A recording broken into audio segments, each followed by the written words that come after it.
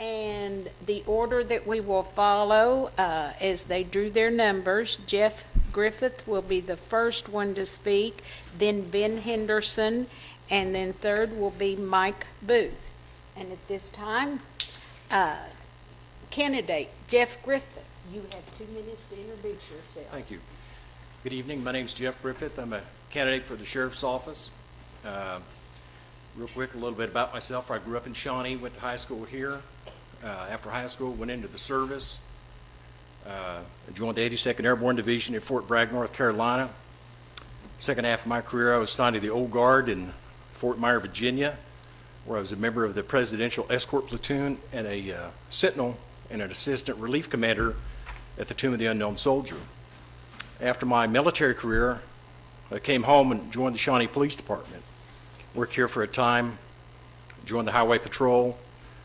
I worked the road here in Pot County as a trooper, lieutenant, and later on as a commander. So I have a pretty good understanding of what's going on in Pot County. And the reason I run for sheriff is we got a real problem here in Pot County. Our crime rate is pretty high. We range from number 2 to number 4 in the state, only following Tulsa County. So what we really need to do, we need to focus our combined efforts in Pot County to make sure that we can tackle this crime rate. And I think we do that by having good working relationships and cooperative efforts with others to help reduce the cost for the manpower that's needed to do that, and pay attention to what's important, which is taking care of our kids and our families. Thank you. At this time, we will hear from candidate Ben Henderson. Thank you. My name is Ben Henderson. I'm 44 years old. I'm a conservative Republican. My wife, Ashley, and I live in Bethel with our children. We attend Faith Co Church.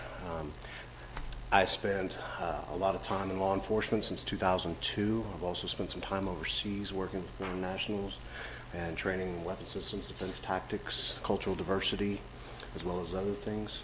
I've spent most of my law enforcement career here in Pottawatomie County.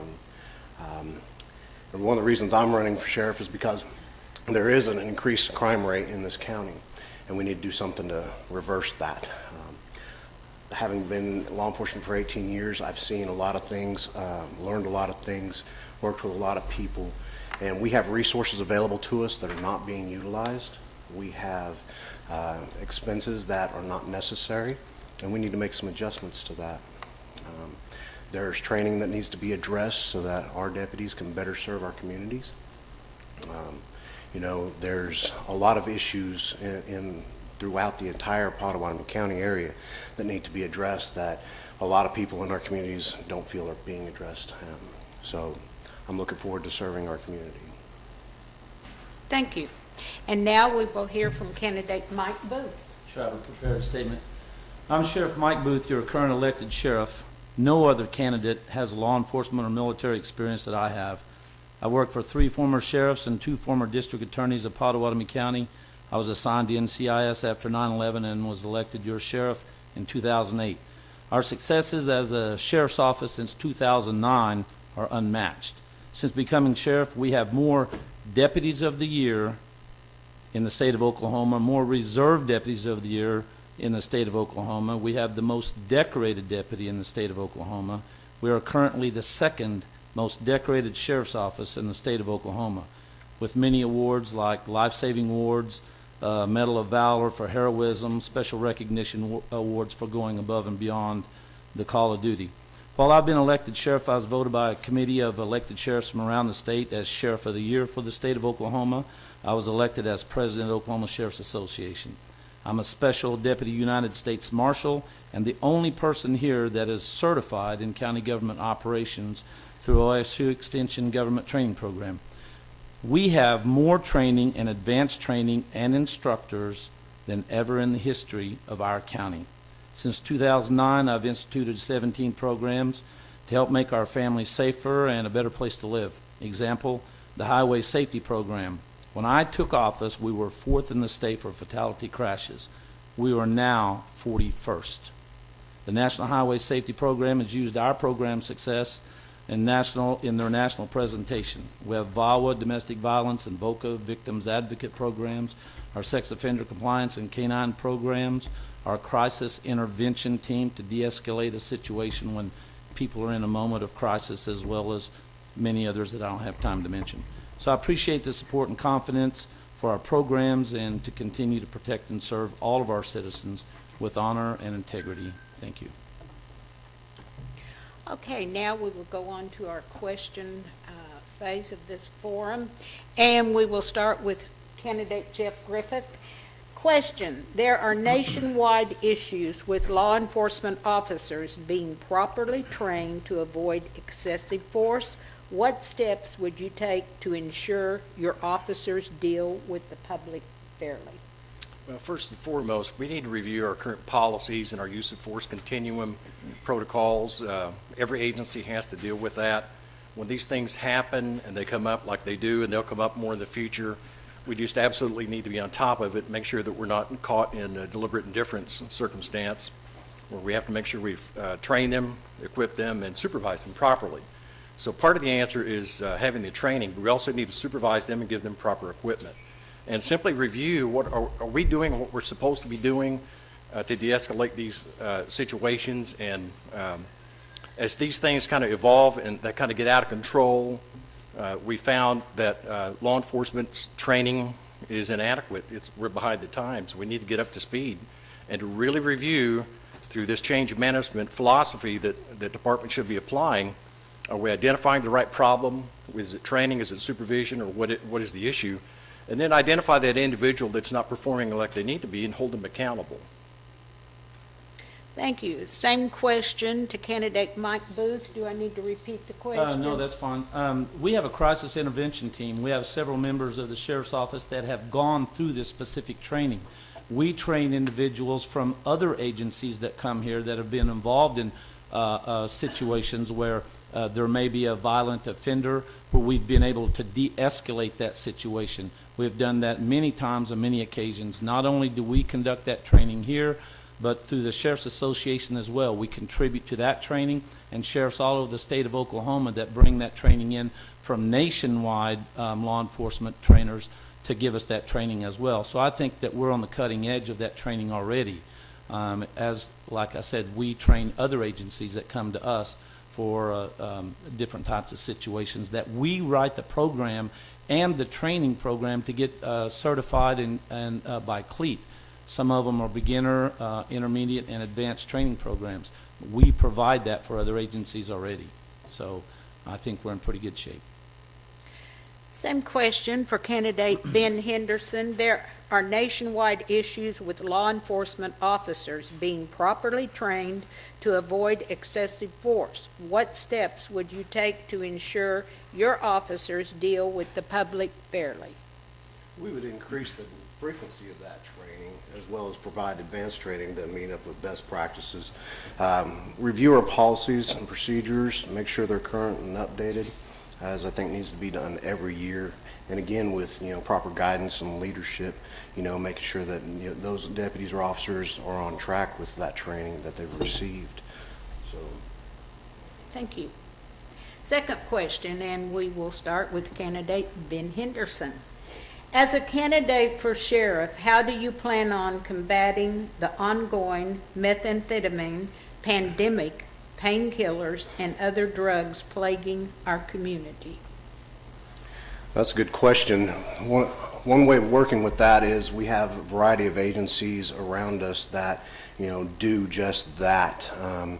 The current administration in the sheriff's office is not set up to solely combat drug crimes, so we have to work with other agencies, and those agencies have lots of resources and ability and provide training to agencies that want to help with that type of activity.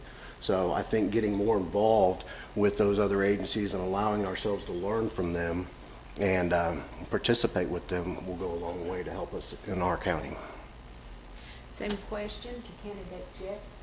Well, I think it's very similar to what Mr. Henderson said. We need to make sure that we utilize drug courts where needed. We need to give counseling opportunities for those that need it. We need to involve the doctors and hospitals and the state government to ensure that the laws that we pass are enforceable and they're appropriate. As our societies become so inherently dependent upon drugs and these chemicals, there are sociological reasons that we can go about that, but basically, where there's a demand, they're going to provide these drugs to them, and it's going to decimate our country unless we figure out a way to meet the needs of these people on an individual basis.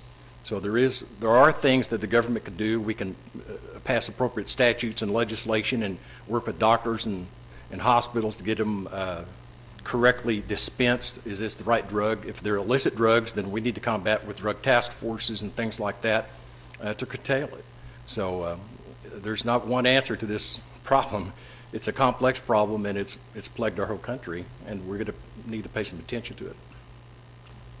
Candidate Mike Booth, same question. Sure. I have a canine program that we have a canine that searches out illegal drugs, and we do conduct various investigations around. We do work with state agencies to come in that have the resources and the expertise and the training to come in and assist us. So we work with them on a regular basis whenever we have an issue that goes beyond us. We work very, very well with the Shawnee Police Department that has a good task force that does that also. So within our local communities that we recognize our offenders and the situations that they're involved in, we can work with our tribal agencies in some of those cases, and Shawnee PD that has a very good organization to do that as well. We spend a lot of our time answering calls for a lot of various different things, so we don't have the manpower to just specifically spend on drug investigations all the time. Those are task force functions that we would work with, and we continue to work with those agencies that have those resources. Next question, and we will begin with candidate Mike Booth. If elected sheriff, would you employ either of these candidates? I've tried to take the high road on everything that I've done up to this point, but I'm going to have to give you a straight answer. That would be no. I could not. Just because of former conversations I've had with Jeff Griffith, where I could not have him working with the guys at my office, and I don't know of anybody that wants to work with him at this point because of what I know that he tried to come to my office twice to be employed as a deputy there, and because of those conversations and information that we have, I would not hire Ben Henderson either. Same question to candidate Jeff Griffith. If elected sheriff, would you employ either one of these gentlemen? I think Ben Henderson has a lot of talent. He's a very fine young man, and I think he has a bright future in law enforcement, and so I wouldn't have any worries about hiring him. I think what you witnessed here is the antipathy that the law enforcement community receives from the current sheriff. The sheriff doesn't get along well with the local law enforcement, the DA task forces, and that's a real problem. And if you're going to start tackling some of these issues that we have, the sheriff has to understand that you can't do it by yourself. You got to use these team members that you're at your disposal. So I would like to hire Mike Booth, but I promise you he would have some counseling about how to improve his conduct. Candidate Ben Henderson, same question. Would you, if elected sheriff, would you hire either one of these gentlemen? I would hire them both. All right.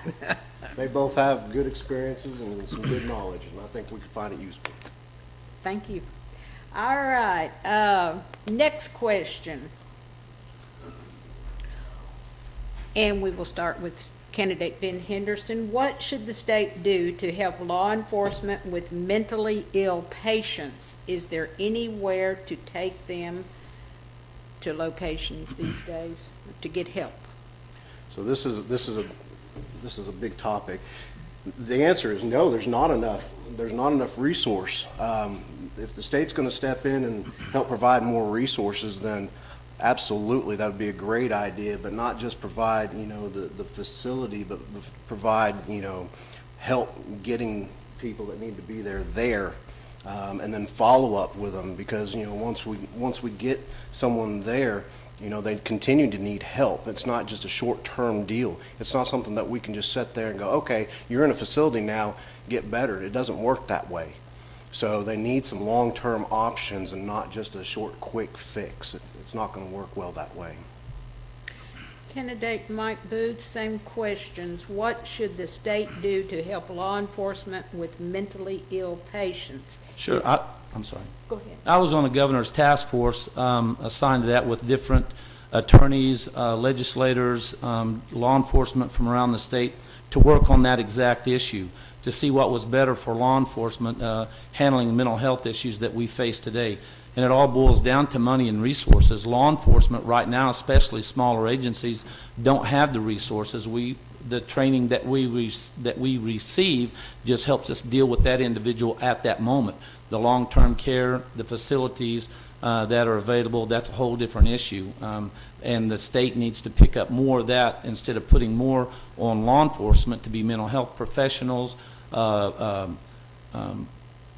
animal control officers, domestic violence experts, and et cetera. When you have a small agency, you got to deal with a lot of various types of calls and situations, but the state has to step up on the mental health part because they're the only ones that have the money, the resources to be able to handle the bigger problem. And most of the time, it's someone that's not on their medication, that hasn't taken their medication. We have to deal with them when they have an episode. So having a mental health professional address those issues a little bit more on the scene will help a lot, maybe with law enforcement there with them. But to be able to handle that as far as the transport, dealing with doctors and so forth, law enforcement should play some role, but not to the full extent that we do now. And I understand the state's broke or has money issues and you can't put it everywhere that you need, but it's the same problem, the same issue that we have. Need more resources and more money to treat these individuals and not put it on the backs of law enforcement. We cannot get enough training and have enough manpower to deal with that on a regular basis. Same question to candidate Jeff Griffith. What should the state do to help law enforcement with mentally ill patients? Well, I do agree with both Mike and Ben. State funding is diminished greatly, and Department of Mental Health's funding has been diminished.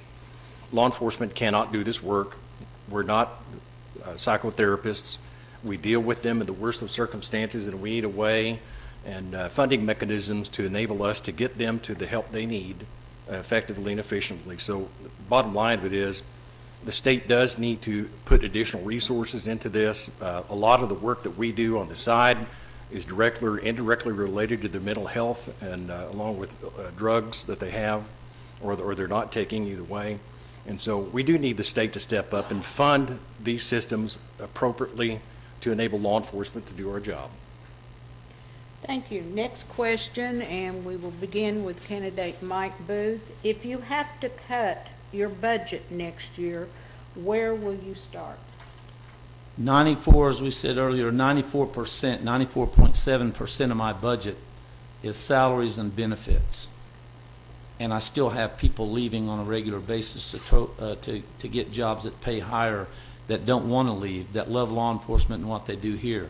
But that's about what we're going to have to do, is cut people. Hopefully that won't happen, but I don't have any place else to cut. Our cash accounts that are low, especially because of the COVID-19 pandemic.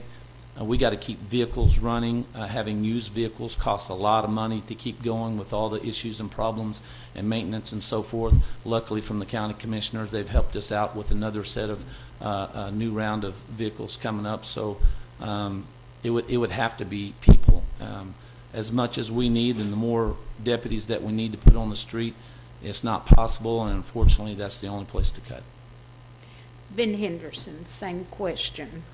If you have to cut your budget next year, where will you start? So I think there are many ways to do that. And the first one, and I agree with Mike, is, you have to look at the payroll and, the manpower. But maybe instead of cutting people, we could restructure the command staff a little bit and see what that looks like. Maybe we could also create a line item for vehicle maintenance programs. So we reduce the overall end cost of our vehicle maintenance. Maybe we have a little more supervision on how much we're driving, where we're leaving our vehicles running, where we're spending our gas money at, our fuel money. So I think there are a lot of different areas to look at in the budget. I don't think that's going to be a one simple answer. Candidate Jeff Griffith. I think it's the same. Everybody knows that the personnel costs are going to be the highest. there are things that we can do collectively, share resources, we can share mechanics possibly with the DA task force mechanic, or maybe the county commissioners can help us in that regard. Instead of buying new vehicles, maybe we do buy fleet vehicles from DPS that are used. They're good quality vehicles. They're not extremely high mileage, but they're low enough in cost that we can defer some of that cost downstream. But personnel costs are obviously, and fuel costs are going to be, the critical thing, and nobody wants to cut people. So it just needs a hard look with the county commissioners and see what they can do to share resources and take the sting out of it as much as we can. Thank you. The next question is for candidate Jeff Griffith and candidate Ben Henderson. However, you are allowed to respond after they answer the question. We will start with Jeff Griffith. What are you planning to do about the radio and dispatch issues? Radio reception has been an issue for a while, and lots of folks complain that the tribe dispatches for the sheriff's office. What will you do, or will it stay the same? Well, the reality of it is, when they combine the dispatching with the tribe, it cut resources that may not be there anymore for the sheriff to dispatch on their own or whatever. So I think we need to be good partners with our tribal friends and do the very best that we can. As far as radio reception, those are technical issues. I'm not aware of any specifics about the quality of the traffic, but those things can be done through technicians to improve them. But the bottom line, the sharing resources is the way to go in the future, and the tribes have been very good and helpful, giving us opportunities that we wouldn't have individually by agency. So I think we just got to work with the tribes and work with the county and cities to do the best we can with what we have. Thank you. Do I need to repeat the question for you? No, but I really don't have much more to add, because it's very much that. We have to work with the tribal agencies, or, we have to work with that 911 board, put everything with the tribe. And, reception is not good in a lot of areas of Potawatomi County, especially down south towards Wanette, even up north around, McLeod. The reception is not good. So what do? Well, when we're talking about budgets again, we're going to spend more money to put up more towers. I don't know. There's a lot of issue with all that. So I agree with Jeff. Mr. Booth, would you like to respond? Sure, absolutely. I'm on the 911 board. When we first went, let me back up just a little bit. We've had issues for a while with the reception since I can remember. Back when I was a deputy, I had to buy my own radio, as a matter of fact. So there have been a lot of issues, but right now the tribe, Citizen Potawatomi Nation, picks up the tab for that, where the sheriff before was having to pay dispatchers and run equipment and have a dispatch center.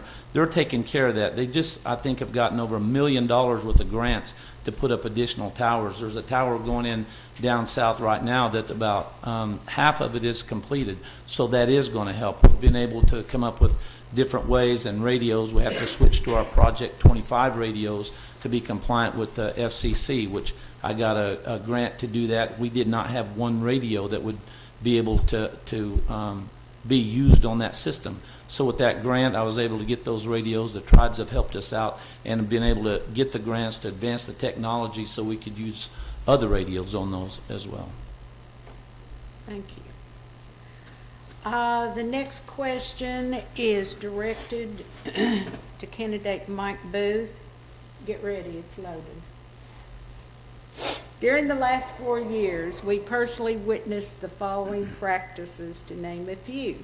Sheriff absent from the office all but 1 or 2 days per month, and deputies deprived of required documentation for weeks due to these absences. Deputies working in violation of policies and procedures due to haphazard training.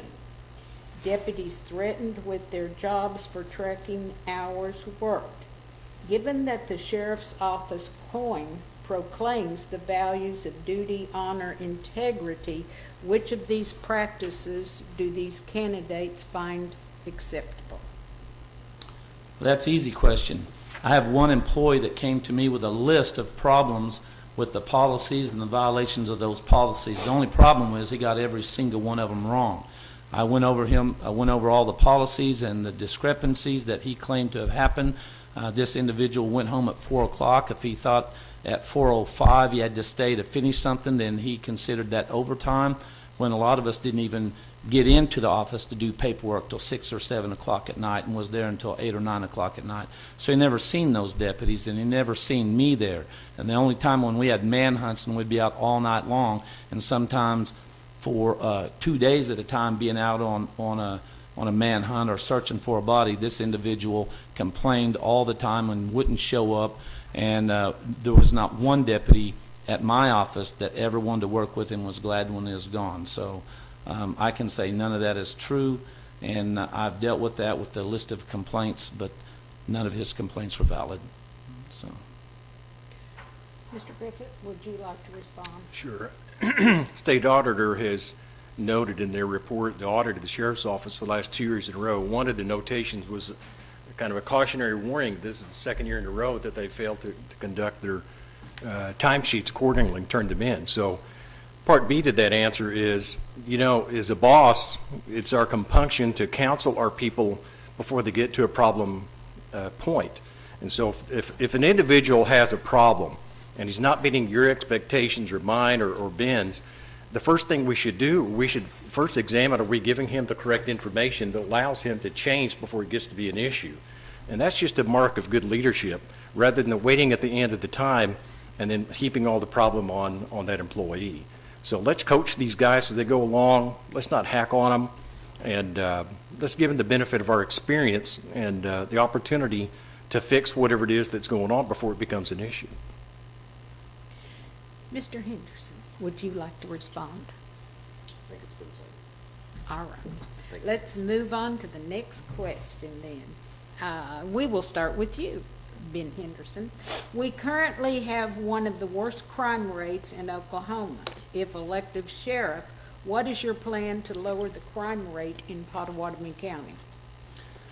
Restructuring the sheriff's office so that we have 24-hour presence within Pottawatomie County.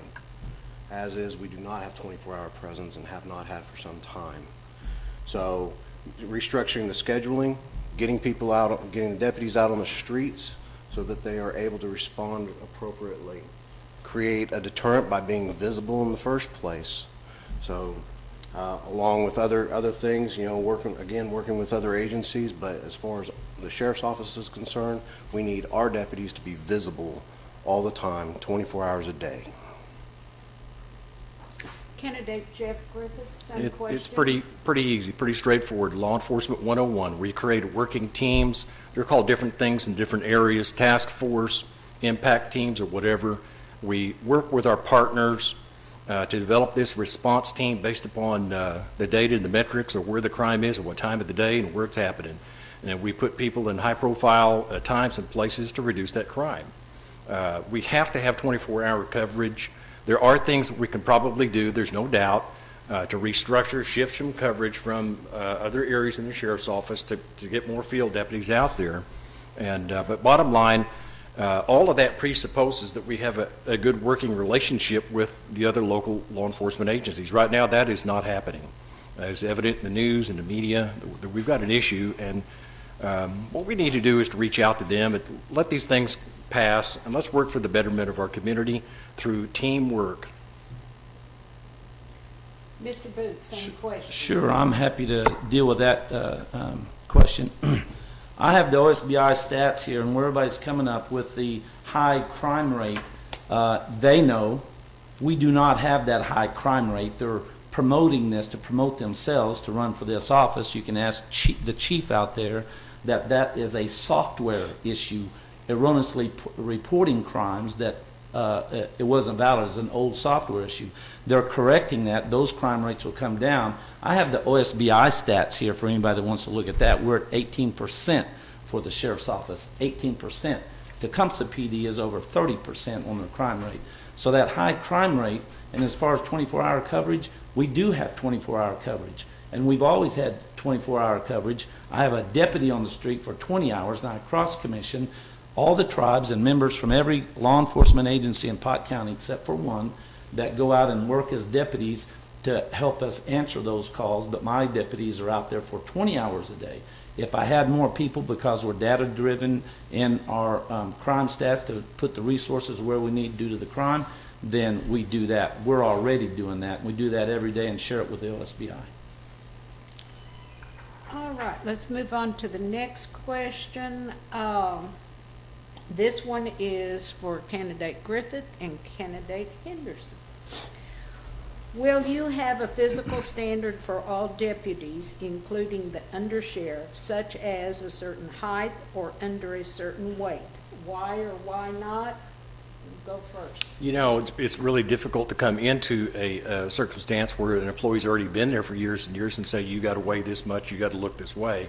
I'm not sure that would fly very well in court if it were contested. But I do think all law enforcement, as a general rule, and you know, they have to be fit enough to do the job and healthy enough to do the job. And I can tell you there's a lot of skinny guys out there I work with, and they're pretty tough guys. There's a lot of big guys out there, and they're pretty tough guys. If they can do their job, they're fit and they're healthy enough, that's okay with me. Mr. Henderson, same question. I believe moving forward that we should set some type of standard for new deputies coming in. I agree with Jeff, you know, a person that's been there for a while, it's going to be hard to, you know, height, weight, you know, kind of thing with them. But new deputies coming in, I think we should have some type of standard. It doesn't have to be anything, you know, extravagant, but I think some type of standard would help in the long run. If you're going to be out on the street doing a job, you know, expected to save someone's life, then you need to be able to do the job. Mike Booth, would you like to respond? We follow the county requirements for hiring. We have a review board for every person that comes to apply, except for the ones that we just totally reject right off the bat. But as far as height and weight standards and physical fitness standards, they get that when they go to CLEAT. If they pass through CLEAT and we make sure that that individual is fit and ready to go through CLEAT, they pass that. That's what the state requires. That's what we've required, and we've done a pretty dang good job on that. Our guys, if you look at someone and see if you think that they're not able to perform the duties because of their height and weight and et cetera, then you have another thing coming, because they go out there and work hard, bust their rear ends every single day, from the smallest female to the biggest guy that we've got on the street. And I think we're doing a good job in our hiring practices to make sure we get people that's qualified and team members to be able to work, not depending on their height and weight. Okay. Next question is also for candidate Jeff Griffith and candidate Ben Henderson. We'll go with you first, Ben. There are several female deputies that do an outstanding job. Would you want them removed from their job when they are very good at it? Why or why not? Absolutely not. They can keep doing what they're doing. Hey, some of the best police officers I ever met in my life were lady officers, troopers, OSBI agents, and I think those times have passed. I have no ill will towards anybody that they can do the job and they're a lady, more power to them. In fact, oftentimes the female officers bring a lot to the table that the male officers don't bring. They bring a little more compassion, a little more softness sometimes, and that's necessary when you're interviewing people. So my hat's off to the lady officers. If they want to do it, I'm glad to have them. Mike Booth, would you like to respond? Sure. I can just tell you that we just got a letter today from Trooper Brian Orr commending one of our female deputies and submitting her for recognition for a life-saving award through the State Sheriff's Association for what she had done, keeping a guy alive out there on the side of the road for 30 minutes until an ambulance got there. Our female deputies, I don't care what their race, color, creed, gender is. If they're a deputy, they meet our standards. We give them the maximum amount of training that we possibly can. They're team players, and they do a great job as a team that we work with with all of our agencies. So female deputies, I've hired them. I think we have more female deputies than we've ever had in the history of the Pottawatomie County Sheriff's Office, and it doesn't matter if they're female or male. If they can do the job and they're a team player and they want to do that and they fit, then we hire them and we give them the training, and they're doing an outstanding job. Next question goes to candidate Jeff Griffith. Since there have been several questions from multiple people about Griffith signs being placed in the right-of-way. People are saying that you have been seen time and time again putting your signs up without the property owner's permission. You even once got into an argument with a business owner over you putting a sign up at his business without permission. Is this how you will act as sheriff and mislead the citizens so they believe what you want them to believe? Do you know that that's against the law to put them in the right-of-way? Yes, I do. In fact, I got an email from one of the volunteers who put one up south of Highway 909A, and we took it down the next day.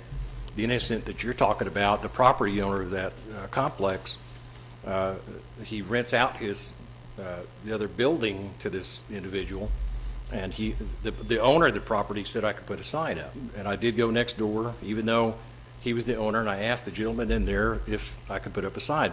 The two guys that were in there working said, sure. In fact, they came out. We talked about it multiple times. Is this the right spot? It was off in a private lot next door. What an issue. He removed the sign. I got no problem with that.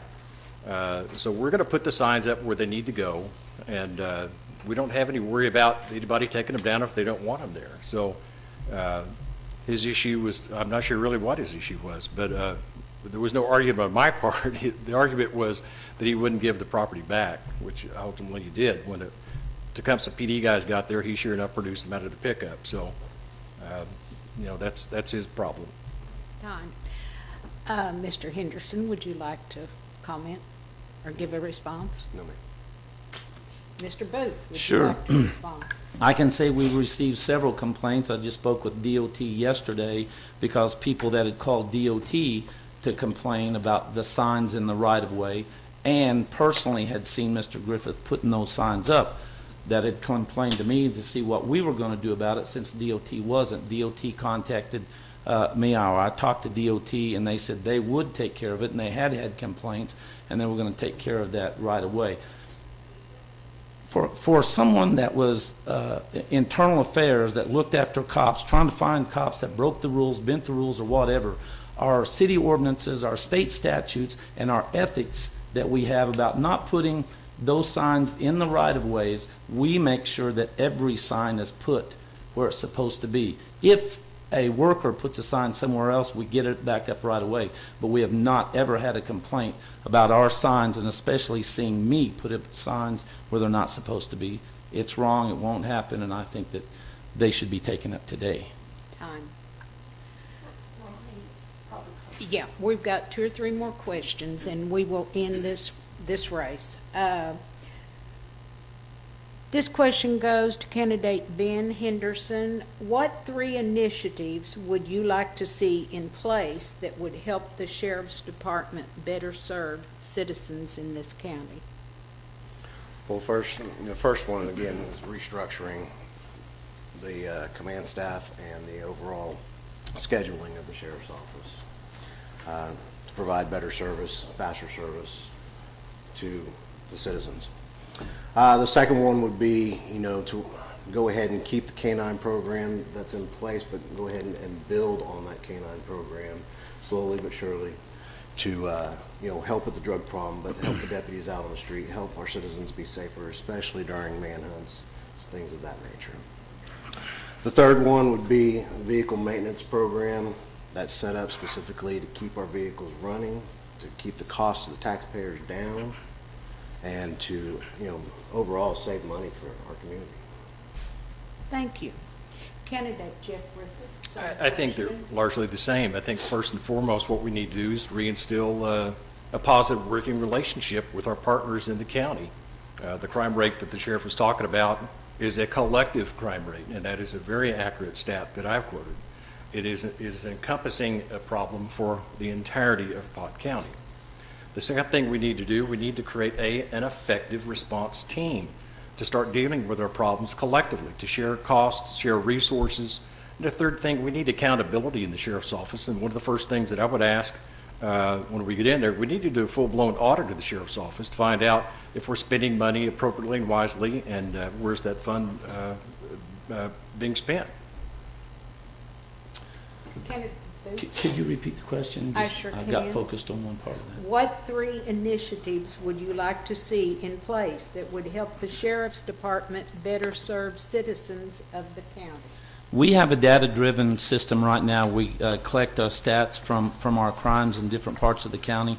I split up the county in 6 different districts to be able to assign deputies in each district for days and nights. We were lacking investigators to go out and follow up on these crimes. It doesn't do any good to report a crime and never follow up on that. So I don't have enough investigators, but I have more investigators than we've ever had. We work with, and I cross-commission 9 of the 10 agencies that work in Pottawatomie County as deputies. And if you want to ask those chiefs of all the tribes, McLeod, Shawnee, Earlsboro, Asher, if you want to ask them what our working relationship is and how well we work together and share resources, please ask them. Don't take my word for it, because every chief has told me we have an outstanding working relationship. We want to keep things going the way they are. We do share resources, and on top of that, we get resources from sheriffs from other counties that help us when we have a need as well. We have a vehicle maintenance program, by the way. Time. This will be our last question for the Pottawatomie County Sheriff's race. And we will begin with Jeff Griffith.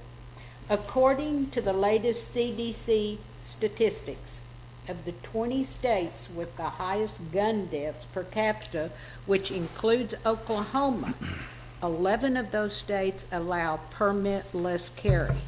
34 states have apparently seen the benefit of not allowing permit-less carry.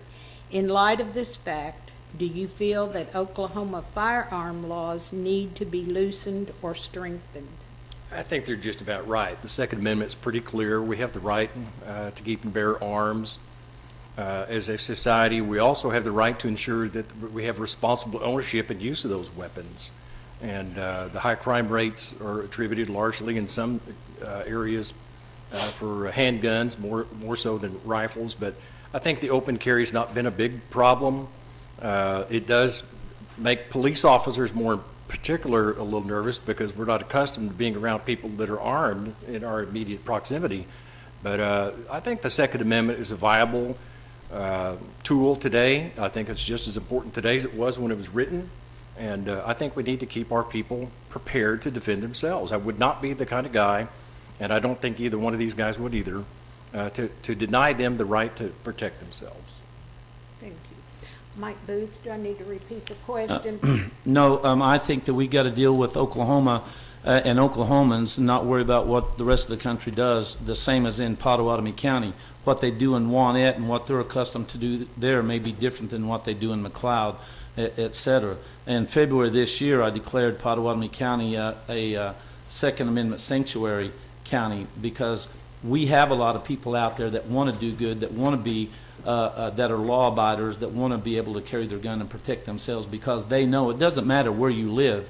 Law enforcement can't get there in time that they may need to help them or save their families. So what I've offered, because I have a firearm simulation system, I've offered groups and civilian groups to come to our training so we can give them training on how to properly handle their firearm and deal with situations that they may encounter in their homes or on the street, to make sure that we're all safe.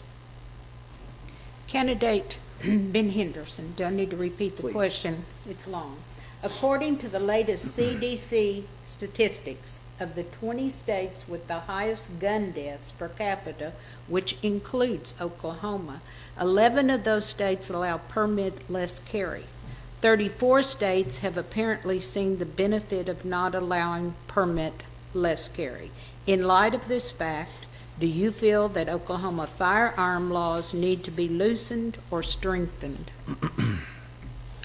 I don't think they need to go anywhere, loosened or strengthened. I think they're just right. We have the Second Amendment. Mike made it a Second Amendment county. That's great. Everyone here is, we do have the open carry, and so far, in my experience, they've been very responsible. I would like to see maybe a little more training for the average individual as far as the use of, but as far as them carrying and having their firearms in their homes, on their person, and their vehicle, I'm perfectly okay with the way it is. All right. Thank you. This ends our question segment. Now we will go into your closing comment, which you will have 1 minute, and we'll go in reverse order. So we will begin with candidate Mike Booth. Sure. For 46 and a half years of total service, I've worn a uniform for my country and for my county, and I'm proud of that service. After many opportunities to work at other places, I chose to stay in Pottawatomie County because this is my home. This is my career. It's not a retirement job. If you have any questions about my working relationship with any law enforcement agencies in or around Pottawatomie County, call those police chiefs like I said a while ago. I have the list of them right here: Shawnee, McLeod, Earlsboro, Asher, Maud, Absentee, Shawnee, CPN, all the tribes here. Ask them what kind of working relationship that we have. Even contact the Troop A commander, the current Troop A commander, that says we have an outstanding working relationship with them. We work with them on a regular basis, exchange data, and our highway safety program has boomed because of that. I appreciate your continued support and working together for the constant effort to keep all of our families safer. Thank you very much. Next will be candidate Ben Henderson. Well, I want to thank everybody. I want to say I am the best candidate for this position. The citizens of Pottawatomie County deserve responsive and well-trained professionals to serve and protect them. And I promise to always do what is right for our community. Thank you for your time. Candidate Jan, excuse me, I said Jeff is what I need to say. Jeff Griffith. Thank you. Pot County has some issues, and we need to focus on what's important for our friends and our families and our communities, and make Shawnee and Pot County a safer place to be. To do that, we have to have good rapport across the borders between these towns. The crime rate doesn't stop at the city limits of Shawnee. It extends through Pot County. The sheriff and the position of sheriff can have a massive impact in reaching out and talking to those other police departments and police chiefs. And so what we need to do is to come back to ground level 101, COP 101, and improve our working relationship and put forth an effective effort to reduce our crime rate, which is number 2 and number 4 in the state. As a county, some towns have higher crime rates than others, and I understand what the sheriff is saying. That is true. But collectively, we have a problem, and we need to work together to fix it. Thank you. This ends our sheriff's race. We